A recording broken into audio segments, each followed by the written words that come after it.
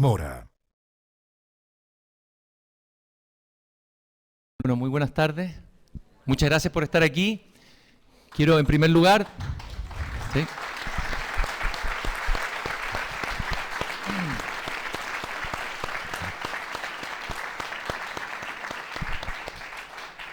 Quiero sumarme a las palabras de Alejandra Garcés, de agradecer la presencia conmigo en esta conversación en la que vamos a participar todos. Es casi para mí una liturgia, el acto de conversar. Yo entiendo las conversaciones no como entrevistas periodísticas. Yo respeto mucho el periodismo y hemos tenido y tenemos muy buenos periodistas en Chile. Yo no soy periodista, soy un conversador. Es difícil de definir qué significa conversar. Hemos estado hablando con Siley y lo vamos a hablar también, qué significa, por ejemplo, conversar en la cultura mapuche, la importancia que tiene el tiempo y el momento.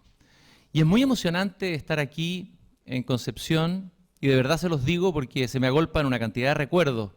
Esta ciudad tiene una historia, tiene una potencia, tiene una energía, esta universidad particularmente, que tiene que ver también con largas conversaciones, con la iniciativa tan memorable de Gonzalo Rojas, que marcó un momento importante en la cultura chilena, la década del 60. Me acuerdo de haber conversado con Gonzalo Rojas, nos encontramos varias veces, a él lo entrevisté en Bogotá, y él tenía muchas ganas de reeditar eso, de volver a recuperar esa posta de la conversación. Y tantos otros momentos, por ejemplo, me estaba acordando cuando venía en el camino que vinimos en un tren con un grupo de amigos cuando sacamos un periódico poético que se llamaba El Corazón, que habrá durado 4 números. Y lo lanzamos acá en Concepción y fue aquí, no sé si en esta misma sala, pero fue acá en la Universidad de Concepción. Hay tantos amigos también que recuerdo, con mucho cariño, amigos que se fueron. Quiero recordar particularmente a mi amigo Pacián Martínez, quien me introdujo en el mundo de los túneles morados de Concepción, los pasadizos secretos de esta ciudad. Recuerdo mucho a Pacián y le dedico esta conversación a él. Y lo primero que quiero darle es un aplauso cariñoso a Siley Mora aquí en la Universidad de Concepción.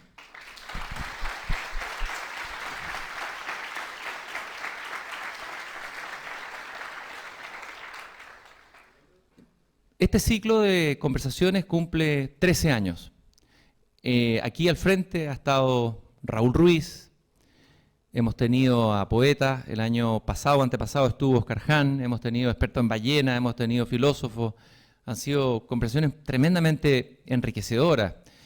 Y el ciclo de este año lleva por título En el Camino y tiene un epígrafe que está escrito ahí del poeta griego Píndaro, el gran poeta hímnico que dice: ni por mar ni por tierra encontrarás la región de los eternos hielos. Nosotros lo resumimos ahí: ni por mar ni por tierra encontrarás la región de los eternos hielos. Y la idea del camino es justamente tomar esta sed que hay hoy día en el mundo, de una búsqueda de sentido, pero ir más allá de la oferta consumista de una autoayuda a veces facilista, no toda, y tomar las grandes preguntas que a veces la misma filosofía ha dejado abandonadas y darles una proyección. Y por eso que nuestras conversaciones en este ciclo han participado en primer lugar Claudio Naranjo, que es un personaje mítico que ha hecho un cruce entre la psicoterapia y el mundo de las sabidurías tradicionales y los mundos espirituales tradicionales.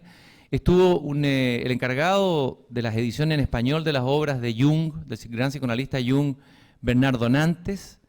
También fue una maravillosa conversación. Tuvimos un precioso encuentro con Jennifer Middleton y Jens Bücher, quienes han trabajado en el tema de la salud, pero desde una mirada diferente, han sido pioneros en enfrentar el cáncer con una mirada integral. En fin, va a estar Humberto Maturana. Y hoy día vamos, yo creo, a la perla más, al tesoro más cercano, a la autoayuda más potente que tenemos aquí y que hemos olvidado. Uno podría hablar, parafraseando a Heidegger, que habla del olvido del ser, y hablar que Chile tiene un olvido, un gran olvido.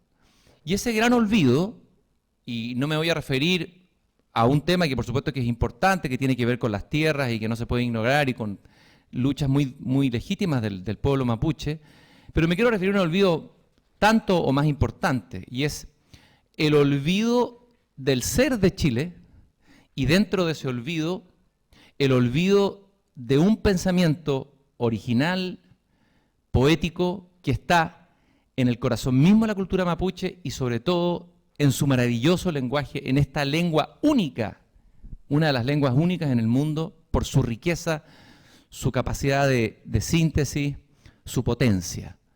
Hace poco se editó, hace unos años atrás, un trabajo bastante interesante, un intento de constituir una gramática del mapudungún. Y en esa gramática, el autor es Francisco Zúñiga, si no me equivoco, si no me falla la memoria, habla y compara el mapudungún y da testimonios de varios lingüistas que investigaron esto, de cómo esta lengua tiene ciertas propiedades y ciertas riquezas que, por ejemplo, no tiene el español. Pablo Neruda dijo, a propósito de los españoles que están dentro de nosotros, nuestra propia sangre, habló de los conquistadores torvos, que se llevaron todo, se llevaron el oro, pero nos dejaron el oro, dejaron las palabras. Pero faltó decir que había un oro que no era un oro material, que era este oro espiritual que está en la misma cultura mapuche. Por eso quiero partir, siempre parto con un poema, esa es mi cábala, para que la conversación fluya y entre en un estado de mágico, digamos, de azar, porque así tienen que ser las conversaciones. Quiero leer un fragmento del libro cortito, de una cita de Lámpara en la Tierra, del Canto General, un poema extraordinario que está en el inicio de ese gran poema épico, esa gran crónica de América que es Canto General. Cuando Neruda dice, yo estoy aquí para contar la historia, desde la paz del búfalo hasta las azotadas arenas de la tierra final. En las espumas acumuladas en la luz antártica y por las madrigueras despeñadas de la sombría paz venezolana, te busqué, Padre mío, joven guerrero de tiniebla y cobre, oh tú, planta nupcial, cabellera indomable, madre caimán, metálica, paloma. Y también dice, un poco antes en el poema, nadie pudo, a propósito de las señales que dejan las culturas primordiales, habla de las iniciales de la tierra estaban escritas, nadie pudo recordarlas después, esas señales. El viento las olvidó, el idioma del agua fue enterrado, las claves se perdieron o se inundaron de silencio o sangre. El trabajo amoroso, cuidadoso, riguroso de Siley Mora en la búsqueda de estas huellas es verdaderamente notable. Quiero destacar algunos de sus libros. El primer libro que cayó en mis manos y que acaba de ser reeditado es Palabras mágicas para reencantar la tierra. Y él va agarrando estas perlas, estas expresiones de un sentido común de las conversaciones de una cultura, la cultura mapuche, y va comentando esas expresiones y vamos viendo cómo detrás de ellas hay todo un pensamiento. También hay un libro que tiene un nombre, desde mi punto de vista, provocador, que es Filosofía Mapuche. Hay algunos que han pretendido que la filosofía solo se podía dar en Grecia y en Alemania, ¿no? Ha habido una soberbia muchas veces de la cultura europea de sentir que la filosofía solo se puede dar ahí.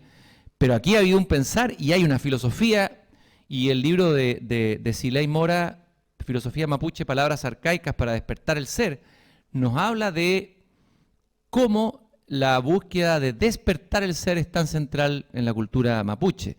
También hay otro libro, de repente se me pierden tanto libro, un libro maravilloso que es el más grande y que me pesó mucho en este viaje, que agravó mis problemas a la columna. El libro Yerpún, el libro sagrado de la Tierra del Sur. Un hermoso libro donde también encontramos unos textos verdaderamente impresionantes que a mí me llamaron mucho la atención y que me recordaron un poco esa capacidad de síntesis poética y filosófica que tiene, por ejemplo, el Tao Te Ching en el mundo chino.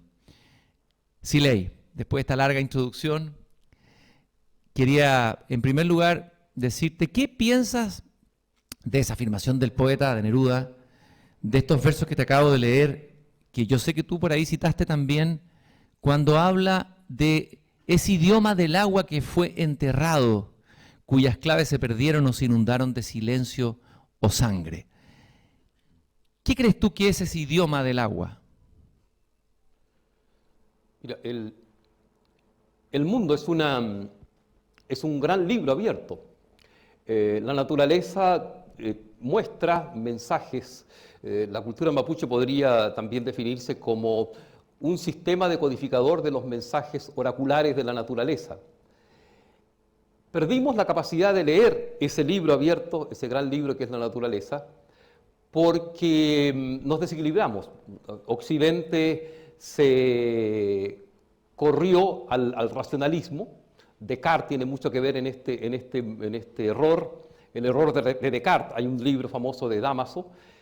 Y en algún momento se nos olvidó que el oráculo de Delfos podía estar en el agua, ¿no? Y lo estoy diciendo de una manera muy concreta.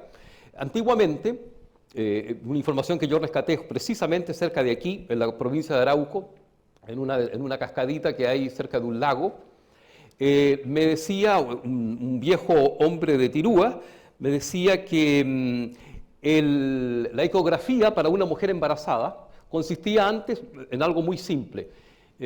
Luego del baño ritual, que se hacía muy temprano en la mañana, el muñetún, ella, la mujer embarazada, si quería saber el sexo de su hijo, se colocaba debajo de una cascada y el aura de la neblina de la cascada, con el sol naciente en la mañana, iba a revelar no solo el sexo del hijo, sino el destino del hijo. Entonces, el oráculo de Delfos, el oráculo délfico, estaba ya en el agua, porque la naturaleza, repito, replica o contiene un código, es una síntesis en pequeño de un código mayor, ¿no? Hay una idea aquí, ¿no es cierto?, mapuche también muy interesante, que es casi idéntica al principio hermético de los egipcios, ¿no? Ese principio, como es arriba, es abajo, así como es abajo, es arriba, como arriba ocurre igual abajo. Entonces, creo yo que el pensamiento mapuche fue enterrado en el mismo momento en que España impone su visión de mundo, su paradigma, ¿no? El paradigma racionalista aristotélico, después tomista, reforzado, por supuesto, con la misionalización de la Araucanía, reforzado con la prédica mapuche, hacia los mapuches, que ahí, por supuesto, se distorsiona todo, ¿no? El concepto de Dios, por ejemplo, entre el mundo indígena, el mundo mapuche, es tan distinto al concepto cristiano de Dios, ¿no?, que abisma cuando se quieren hacer estos paralelos.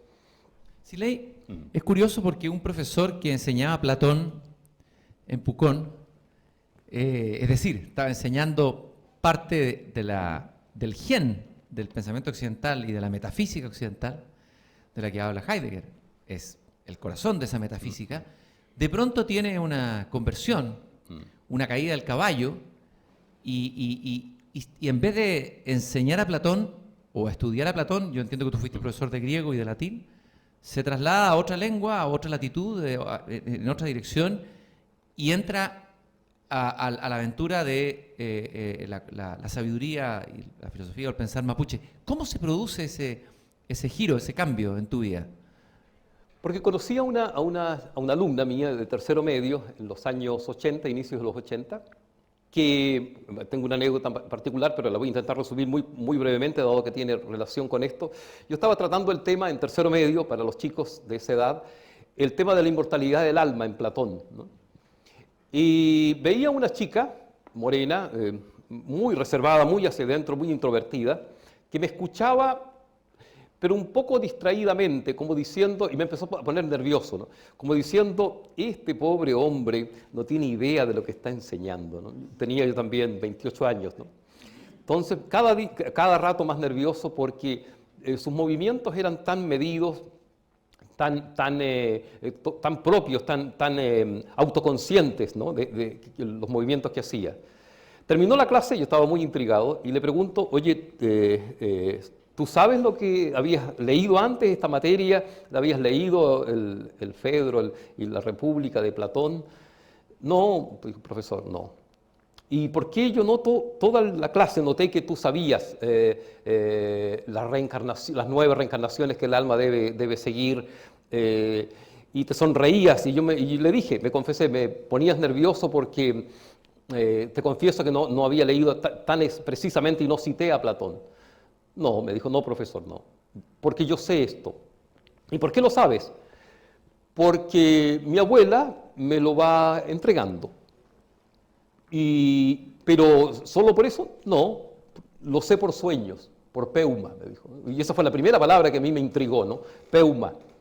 Y me agregó, porque a mí se me revelan las cosas en el sueño, ¿no? Y las cosas más importantes. ¿Y cómo lo hacen?, le pregunté. Antes de dormirme, le pido al Fu Tao, al Gran Padre, que me aclare cosas. Por ejemplo, me dijo el destino del alma. Y ahí me dejó, ¿no es cierto?, metido, como dicen los lolos hoy día. Pasó mucho tiempo y creció en mí un gran deseo de conocer a su familia, pero me postergaba la visita, ¿no? Finalmente me enteré cuando llegué de que no estaba preparado para eso. La mamá y la abuela de esta chica me tenían primero que soñar y ver mis intenciones, ¿no? Bueno, en la primera noche que yo pasé ahí con ellos, me alojé, estuvimos toda la noche mateando con la sabiduría. Y fue la noche quizás más, así como la de Saulo que se cae del caballo, más dura de mi vida, porque vi mis inconsecuencias, ¿no?, sobre todo los silencios que se producían, ¿no? Cuando la señora Seferina Guayquifil, ¿no?, mi gran informante después en los otros libros, me hacía afirmaciones de este tipo. Por ejemplo, decía, nosotros los mapuches, porque yo le conté que había estado estudiando para ser sacerdote, nosotros los mapuches no necesitamos ninguna religión. Entonces guardaba un silencio. Y yo le preguntaba, ¿por qué? Porque el que practica el Chepelay Misuam, el que practica el mantener la mente despierta, no necesita de ningún clero, no necesita de ninguna capilla, no necesita de ninguna religión. Y me dejaba ahí, ¿no? De repente yo me sentí incómodo, ese silencio largo, y me dijo, lo veo preocupado. Yo le dije, sí, estoy preocupado. Estoy preocupado porque, y decidí ser sincero, no tengo un buen matrimonio, no me llevo bien con mi mujer, algo falta ahí. Entonces ella me dijo, si usted se hubiese vigilado más joven, no tendría este problema. Lo que pasa es que usted está dormido, no practica lo que los antiguos Huaychán, los antiguos guerreros decían de estar al acecho, una palabra fundamental, estar al acecho de sí mismo. Yo, por ejemplo, decía ella, con mi marido que estaba ahí, todas las noches nos hacemos el punto wentun en tun, ¿no? Es una ceremonia que habría que traducirla como autoanálisis. Bueno, un largo tema que vamos a derivar quizás ahí también en el tema logoterapia y curación chamánica. Lo cierto es que esa noche para mí fue decisiva y me hizo sentirme profundamente mal y vi todos mis hierros, mis desaciertos, y entendí algo fundamental que Occidente había perdido, ¿no? Que no podía ser que la sabiduría estuviera contenida solo en los libros, o no podía ser que la sabiduría fuera un asunto cognitivo, ¿no? Que la sabiduría era un asunto vinculado al estado del ser, ¿no? Y lentamente fui comprendiendo más qué significa un estado del ser.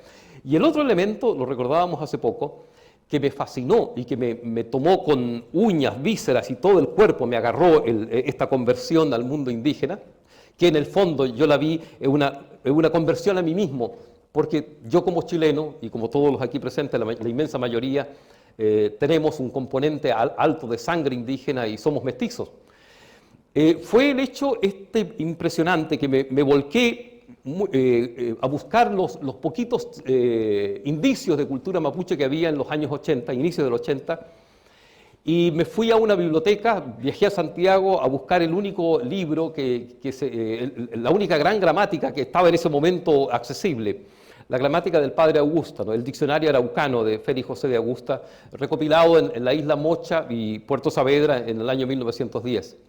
Y allí me asombro que empiezo a darme cuenta que ese diccionario tenía al menos 18 verbos que aludían al tema del despertar. porque Seferina, mi informante y maestra después, ponía tanto énfasis en eso, yo dije aquí hay que empezar por ahí.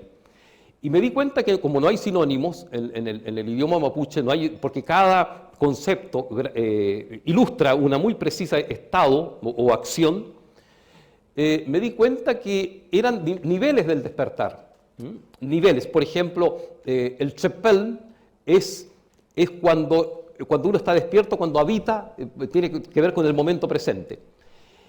Y yo dije, algo muy grande debe haber aquí, un gato encerrado muy grande, cultural, debe haber aquí, porque dije, si una cultura indígena, menospreciada por Occidente, que no tiene universidades dedicadas a su acervo, si una cultura como ella tiene 18 palabras vinculadas al despertar, y como yo venía del cristianismo muy fuerte, me acordaba en ese momento que lo central del mensaje evangélico, el mensaje central de Jesús es despierten, el reino de los cielos está cerca.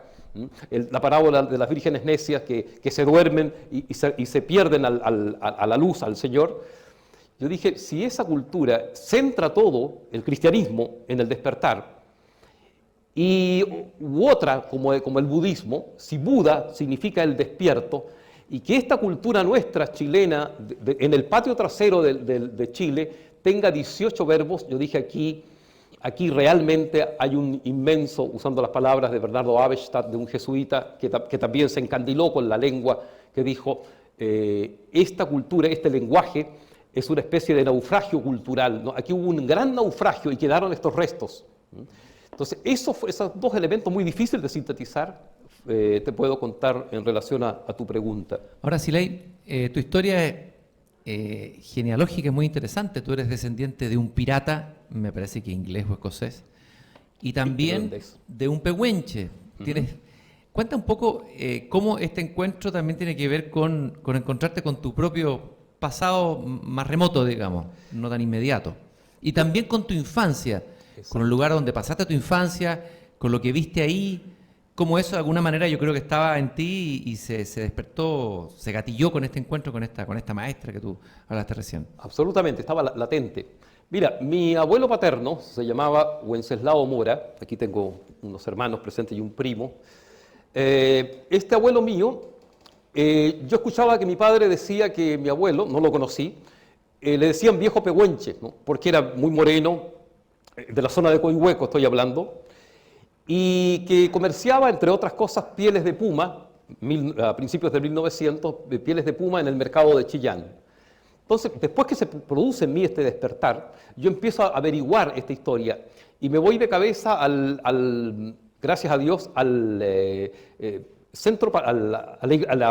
convento parroquial de Chillán, de los franciscanos de Chillán, donde tuvo una injerencia muy grande el tema indígena, dado que ahí se formó, Bernardo O'Higgins formó una escuela de nobles araucanos, ahí se formaron los hijos de los caciques de esta zona, y descubro que en las actas de bautismo existió esta nota que para mí me pareció fantástica y me produjo una alegría pero íntima, ¿no? Descubría mi propio ancestro.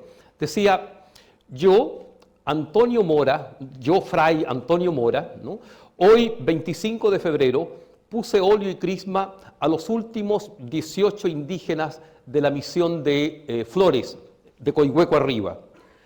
Y la mayoría adoptó, ¿no?, el nombre de mi santo patrono o mi apellido. Y yo me acordé ahí que mi padre decía que Wenceslao Mora había nacido justamente en Flores, ¿no?, en el Fundo Flores. Yo dije, aquí está, ¿no es cierto?, el entronque. Se perdió el apellido indígena, cosa que ocurrió con gran parte de las familias chilenas antiguas, y se quedó el apellido cristiano, ¿no?, del cura que los bautiza, o del misionero, o del encomendero, o del dueño de la mina, ¿no? Eso me recuerda un poco algo de lo que tiene que ver con la vida de César Vallejo, ahí en el mundo más andino, el Cholo Vallejo, ¿no? Que desciende de un cruce entre sacerdotes españoles e indias chimu. Y ese mestizaje lo marcó profundamente en su poesía, en toda su poesía que desarrolló después y que revolucionó por lo demás la poesía hispanoamericana. Y él tiene un poema que habla de unos arrieros andinos, yeah, que lo marcan y que él los recuerda en París, me parece que, y escribe un poema hermosísimo sobre esos arrieros. Yo sé que tú tus arrieros también fueron tus primeros maestros visuales. O sea, lo primero que tú viste, algo te llamó la atención ahí. ¿Por qué te interesaron esos arrieros? Mira, vivíamos mi padre fue policía, vivíamos frente al cuartel de carabineros en Coihueco, y en mi infancia vi muchos arrieros y sus historias. Las historias me conectaron de nuevo, volvieron a mí los recuerdos. Una historia, por ejemplo, que no me olvidé nunca, que después la reencuentro cuando estudio la vida de Calfucura, el gran lonco que araucanizó todas las pampas argentinas. Un viejo contaba de que él había conocido a un bandido que no podía morir, ¿no? Y me acuerdo que usó la palabra porque tenía oración en el cuerpo, ¿no? O sea, me introdujeron en ese mundo mágico de la iniciación guerrera mapuche. Ese es un temazo inmenso, la iniciación guerrera.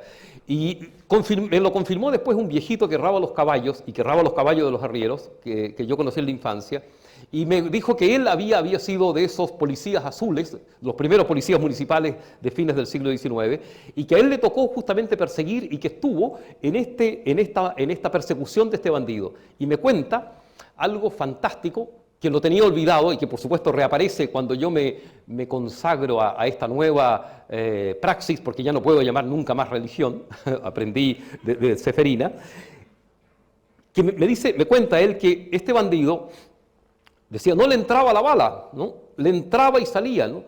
Y decían que no podía morir porque tenía 2 corazones. El tema aquí, un viejo tema de los 2 o 3 corazones.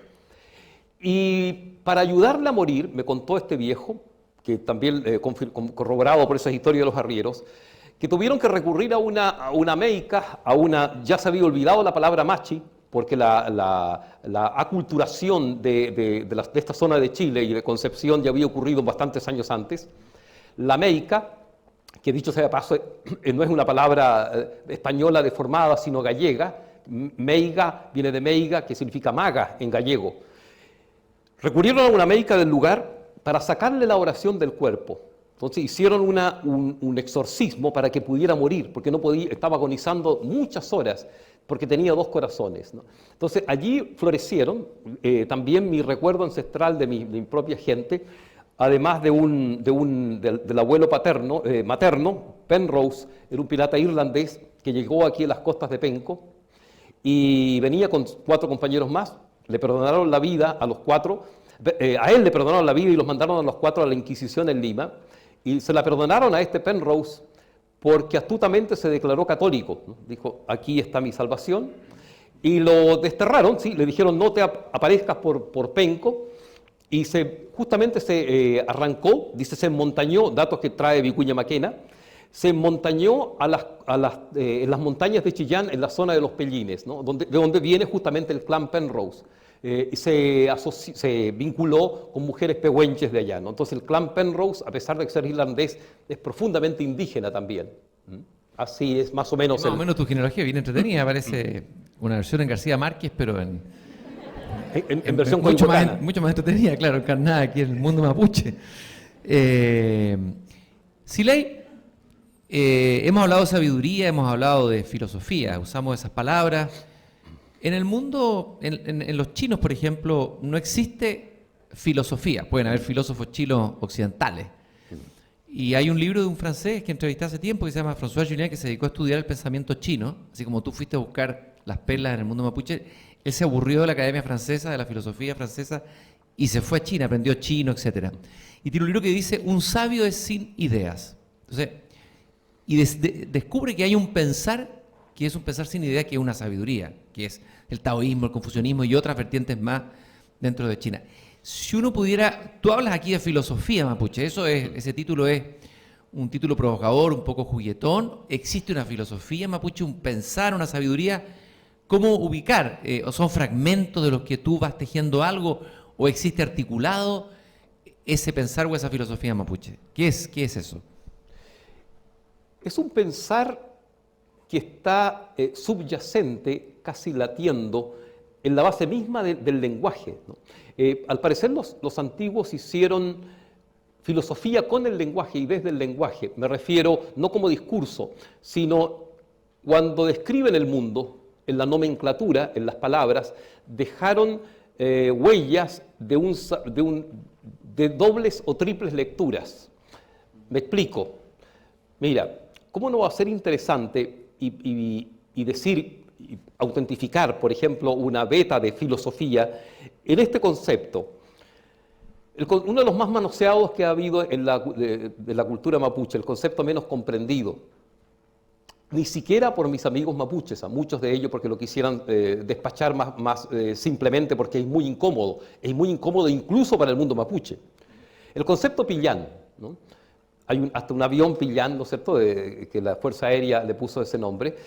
El concepto pillán los misioneros lo tradujeron como demonio de las alturas, o genio del volcán, o simplemente Satanás.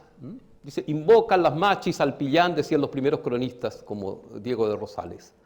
Pero pillán es una palabra que está compuesta de dos partes, que viene de pellu, el espíritu, el ser, ya haremos alguna reflexión, ¿qué es el ser para el mundo mapuche?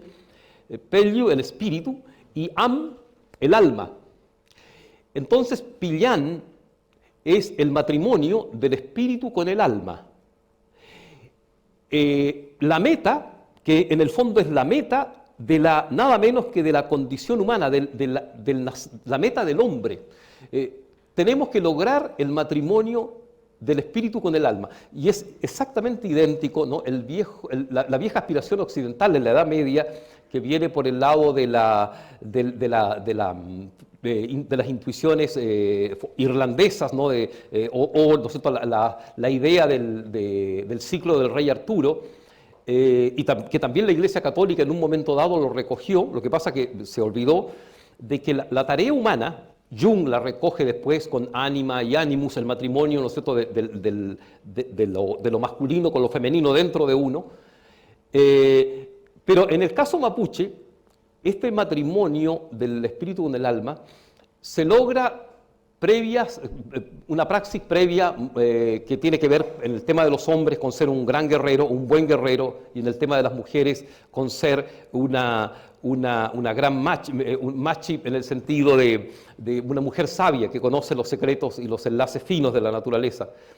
Quien logra la capacidad de pillán o el estado pillán, ¿no?, se convierte en un ser estelar, ¿no?, vuelve a la condición de estrellas. No me olvidé nunca esa misma noche cuando salimos afuera, un poco necesitaba aire yo, y el hombre, el marido de la Seferina, sale con su nieto de la mano, entonces, y le dice a su abuelo, le dice, Lacu, ¿qué son las Wanglen, las estrellas? Entonces ahí le dice, nunca me olvido, le dice, mira, esos son hombres pillanes, ¿no?, las estrellas, pero para eso hay que ser muy valiente, le dice, ¿no?, muy valiente para ser estrella. Cuando uno consigue ese estado de matrimoniar el espíritu con el alma, es decir, en otra metáfora mapuche, cuando uno logra sujetar el caballo negro, la bestia de uno, sujetar el alma y que el alma a uno le obedezca, ¿no?, allí estaría en condiciones de ser, ya no puede volver más en cuerpo humano, ese espíritu, ese ser, sino que el cuerpo humano es un cuerpo muy limitado para la intensidad de energía de Nehuen que un humano puede desarrollar si ha hecho un trabajo, y solo un cuerpo celeste puede recibir esa potencia energética del ser. Entonces se transforma en estrella. Y el pillán se vuelve en una especie de dominador de una región del cielo, ¿no? O sea, la misma idea antigua, babilónica, zoroástrica, ¿no es cierto?, de que estamos regidos por ciertas potencias, por dominadores diversos, ¿no?, y que el final del hombre finalmente es el cielo, ¿no? Vuestros nombres están escritos en el cielo, dice la Biblia. Siley, existe casi una idea hecha, que por supuesto que tiene una base histórica, que ya es un cliché, pero claro, describe algo que ocurrió. El mapuche es un pueblo guerrero. Pero tú pareces darle una segunda vuelta de tuerca a esto, lo profundizas un poco más y pareces descubrir en esta vocación guerrera del pueblo mapuche algo más que simplemente una vocación bélica de resistencia o de ataque o que tiene que ver con conflicto o fronterizo de resistencia al enemigo o al invasor.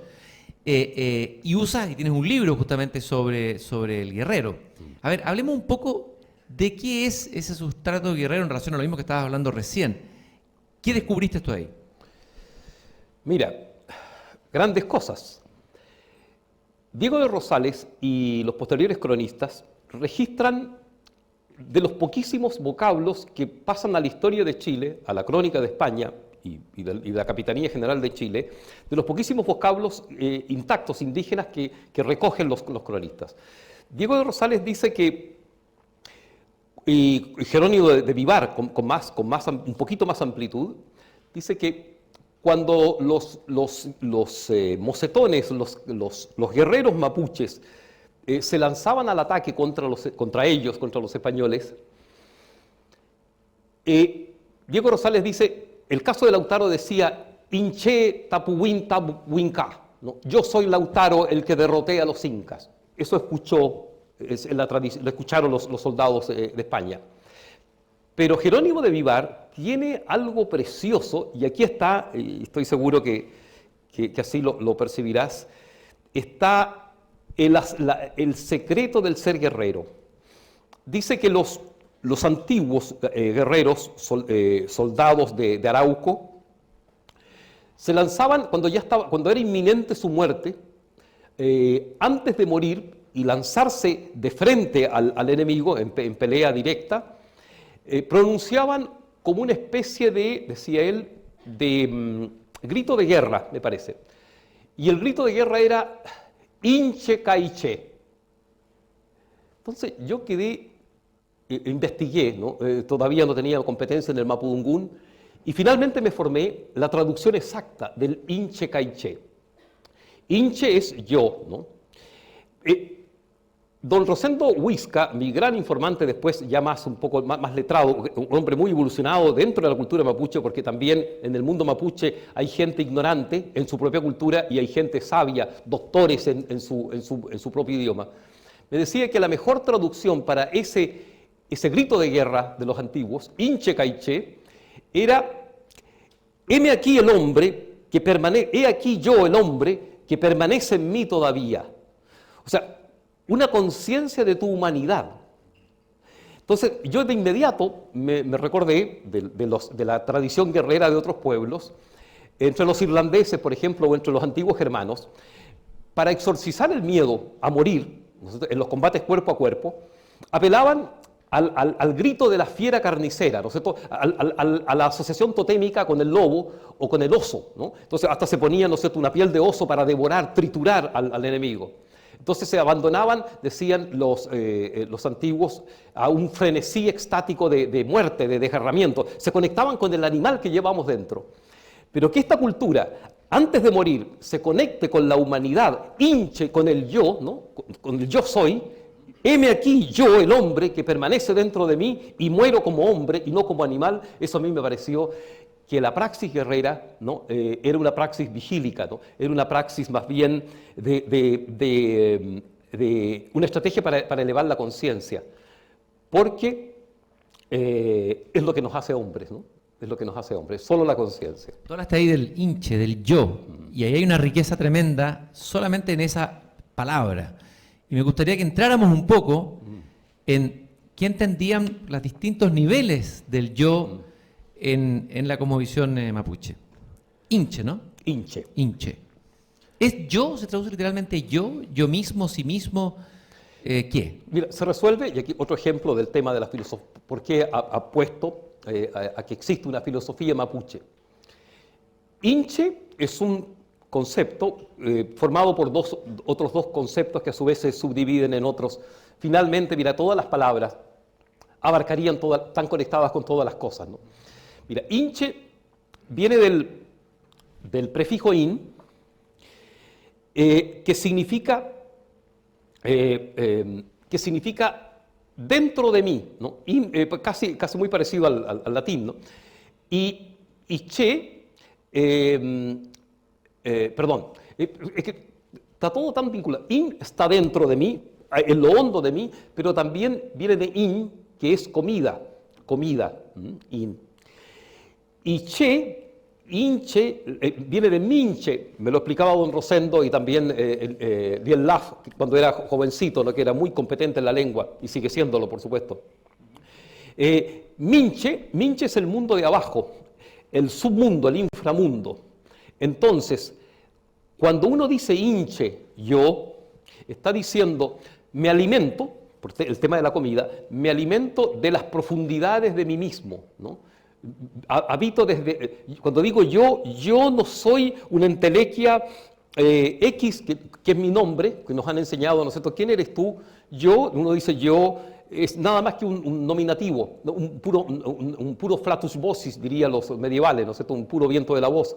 Sino cuando uno dice hinche en Mapudungún, está diciendo, estoy conectado con lo profundo de la tierra, con el submundo, del mundo de abajo, y me alimento a mí mismo desde dentro. Esa es la idea de hinche, de yo. Entonces ahí, por cierto, que es muy distinto a un mero pronombre, un nominativo para aludir a mí. Hay otra, bueno, con las palabras vamos a ir como bordeando algunas cosas, no vamos a poder tocar todo, pero así como hablamos de la guerra, hablemos un poco también del amor en la cultura mapuche. ¿Y qué descubriste tú a propósito justamente de que en el mapuche no existe la negación? Ese es otro tema importante. Que en un idioma no existe la negación, uno diría, wow, ¿cómo puede comunicarse uno sin tener los no? Entonces, primero eso, un idioma que no tiene negación, entiendo que es así, y luego eso lo vamos a vincular con el amor. Tú vas a hacer ahí la pirueta ahí para poder hacer esa conexión.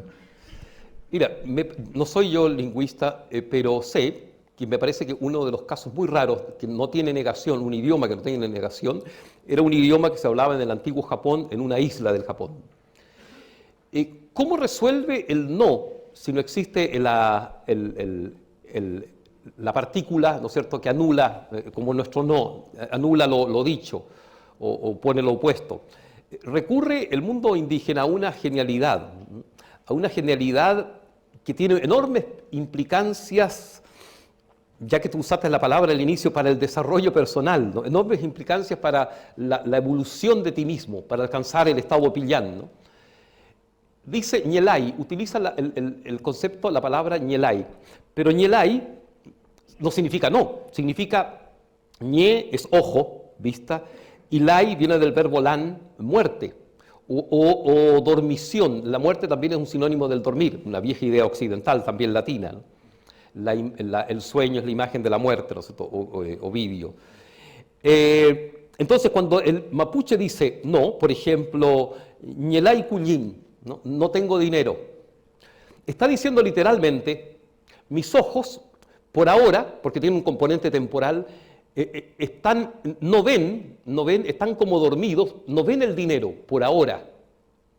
Entonces es muy interesante el tema del verbo lan, muerte y dormido y ojo. Y en el tema del amor, ¿no? Una idea fascinante que escribí yo en un libro que se llama Verdades Mapuches de Alta Magia, uno de los primeros libros que escribí.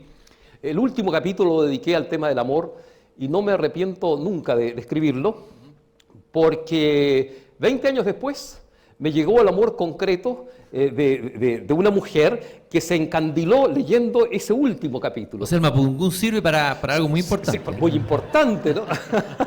Se encandiló esta mujer. Ha dado buenos réditos. Está aquí presente. Que me buscó por ese capítulo, por ese concepto mapuche del amor. Entonces, ¿cómo no voy a estar contento y cómo no te voy a contar qué significa el amor en Mapudungún? Ayin, el concepto ayin. Y es bueno ver las palabras del Mapudungún como un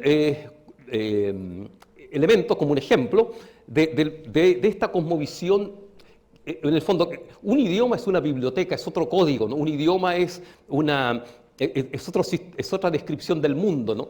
Es otra gramática de la realidad, ¿no? Eso es un idioma. Un idioma es